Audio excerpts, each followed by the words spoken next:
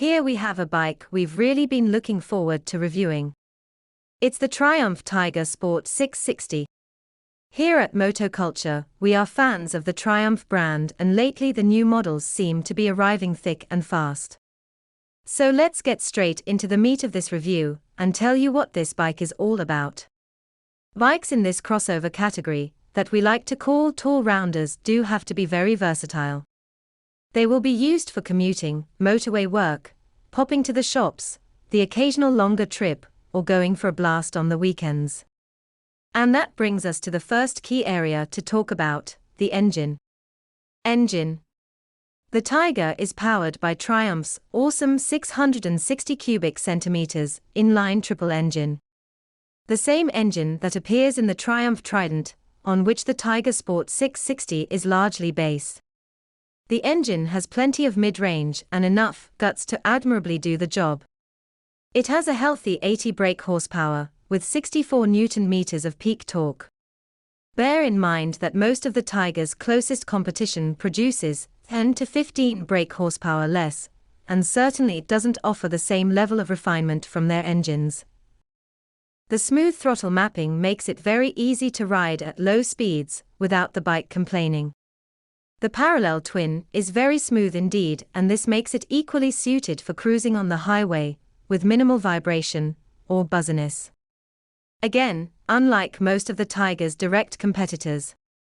With a 17.2-litre tank, the range for the Tiger is around 230 miles, making it great for distance riding without having to constantly fill up. During our test, in which we did all types of riding, we were averaging around 55 miles per gallon. When you want to give the Tiger a sporty blast, it also doesn't disappoint either. It's very responsive and lively and loves to be thrashed. However, with that smooth throttle map, you do need to give it a big old handful to encourage it to reverend. If you do that, you'll find it's a really fun engine. Handling. Perhaps the Tiger's biggest strength is the handling. This was a really pleasant surprise, especially when you consider that this bike isn't equipped with the very best components. It's actually built to a budget. There's a steel frame and swing arm which is far heavier than aluminium. Brakes are two-pot calipers from Nissan and the suspension forks are from Showa, but there's no adjustability except for preload on the rear. We didn't expect the brakes to be anything like as good as they were, but they were well up to the task. The same can be said for the non-adjustable Showa suspension. However, Triumph knows a thing or two about how to make a bike handle well, and the Tiger Sport 660 is no exception. Basically, even though the Tiger uses affordable components, it's all set up very well. On the road, the Tiger feels really nimble and agile, and when you start to push it quite hard, it felt reassuring and planted. The Michelin tires that are fitted as standard also contribute to the sure-footed nature of the Tiger's overall handling. Rider comfort. Okay, so the Tiger performs well in the twisties, but what's it like on the highway? Compared to the Trident, the Tiger is far more comfortable. The tall screen provides plenty of wind protection, and it's really easy to adjust even on the move. The Tiger doesn't come as standard with heated grips or handguards, but we would definitely have both of those items if we owned one. The riding position is very good with the wide handlebars and a seat height of 835 mm. Speaking of the seat, this is not as comfortable as we had hoped for, but that can be easily upgraded. Also, Triumph does offer a low seat for riders who may need it. Overall, the Tiger feels roomy and intimidating to ride. It weighs 206 kilograms fully fueled, a lot lighter than we thought it would be. Passenger comfort is pretty good. The seat is wide enough and there's a decent set of grab handles. Lastly, Triumph offers a decent set of luggage to go with the Tiger, including a top case. Design language. Styling is always something that's subjective. We think that Triumph have really hit a home run with the Tiger 660. The fit and finish and the build quality is very good. There are some lovely little design embellishments throughout the bike. Dashboard and electronics. The dash on the Tiger is really lovely.